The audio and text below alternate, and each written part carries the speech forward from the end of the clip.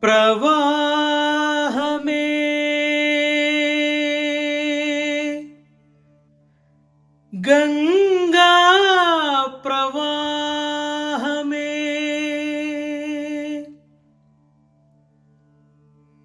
Did you observe the at the end of each me in pravaha mein? That is vibrato.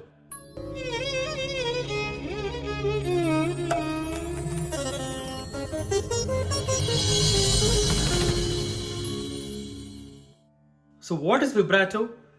Vibrato is the gentle oscillation of a note or one or more notes in a particular phrase in a song. Why do we use vibrato? It is to give emotion or feel to the song. Remember, I had discussed about voice modulation in my previous videos. For those who have not seen them, please check the link in the description. So voice modulation and vibrato are two important aspects that are needed to give emotion or feel to a song. So I said vibrato is given to a specific note or one or more notes in a particular phrase, right? So which note should we give vibrato to? Me pravaha me. The me is at the end of the phrase. So in this particular example, I gave that feel to the end of the note, the end letter in the phrase. There is no hard and fast rule that you have to always give vibrato at the end of the phrase. You can always give in the middle as well. The only thing is, the more the vibrato, the more the emotion. And that is exactly why you should not overdo vibratos. See, I can also sing like this. Pravaha me.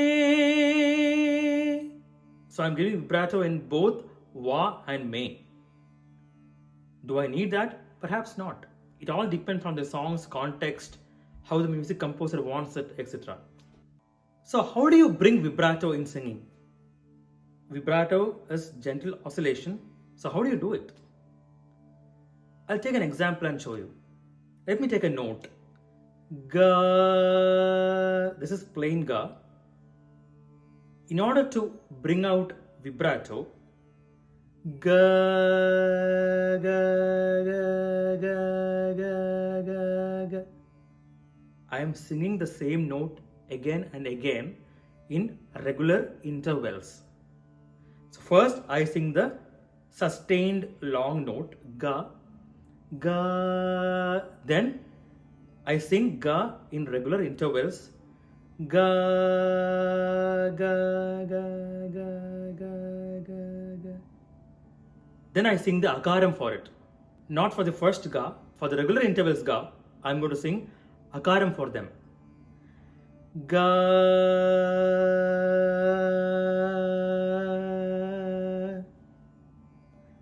That is how you practice vibrato.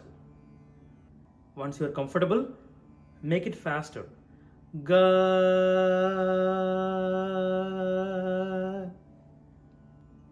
So it is oscillation, but it is oscillation on the same note. A lot of people have asked me this question. So what is the difference between vibrato and a gamakam? Mind you, gamakam is a term that comes from Indian classical music. So in this particular video, I'll demonstrate a gamakam from the Carnatic music standpoint, South Indian music standpoint. First of all, there are a lot of types of gamakams. This particular gamakam, I think people are referring to is one shaking gamaka, which is called kampita gamaka. I'll take the same note. Ga.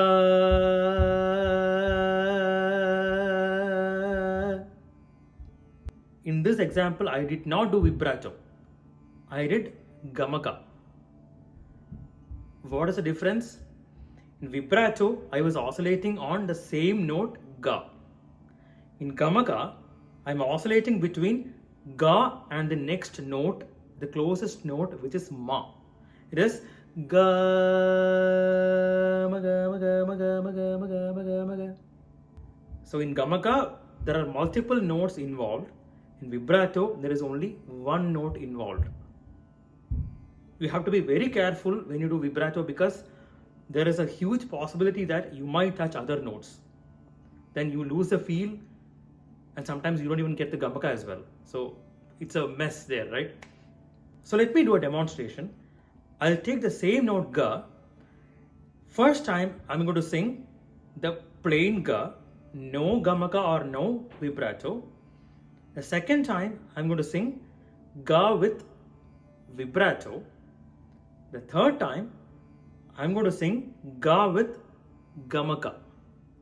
On the screen you can see the wave patterns of all the three renditions or all the three phrases. In the next screen, the note map of each phrase. How does the note map look for the plain ga? How does the note map look for the vibrato ga, etc.?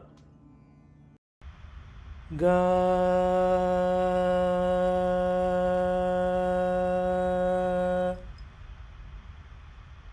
ga,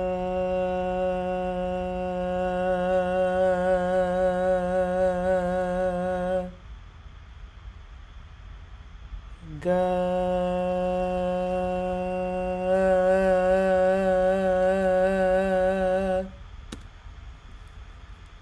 As you can see, when I sing the plain ga, the line has less number of oscillations, it's almost straight. In the vibrato ga, that's the second rendition, the notes are playing within the ga range.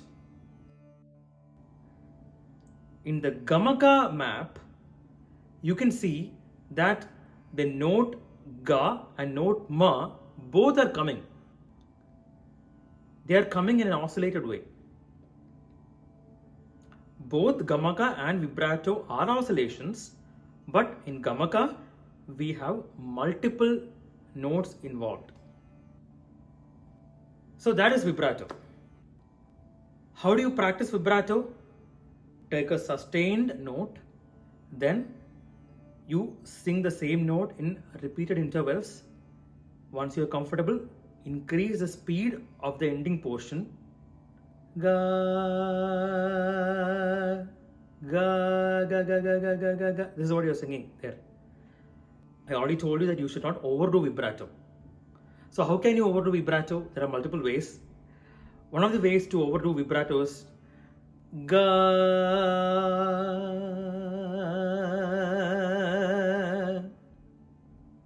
I don't think you should give this much vibrato in Indian songs. This much vibrato or more than this is required in Western classical music or Western music, but not in the context of Indian music. How do you apply vibrato in Indian classical music? Now you might have heard from many people, many sources, that you should not even think about vibrato in Indian classical music.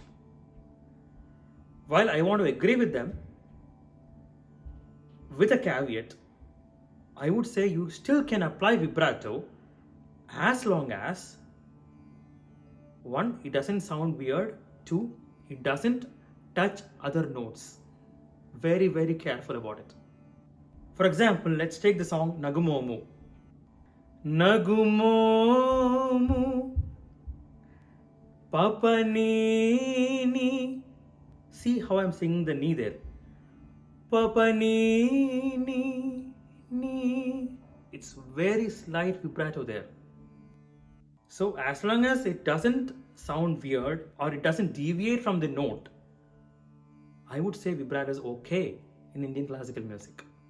Another mistake that people can commit is applying vibrato on more than one note. So what will happen if you apply vibrato on more notes? The emotional content is more when you do that, but be careful that only certain songs qualify into this category. For example, let me take the song Enna Kavi Padinalum. This is a Tamil song, Tamil Kriti, which carries a lot of emotional content from the lyrical standpoint and the tune standpoint. So in this song, Enna Kavi, no vibrato, Padinalum, vibrato in pa, na, 2 letters. Because this song demands more emotion, I would say it's okay to apply vibrato in 2 notes.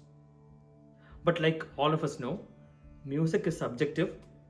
One's right may not be others' right. So be very careful when you do vibratos. So the vibrato video ends here. Till the next video, goodbye.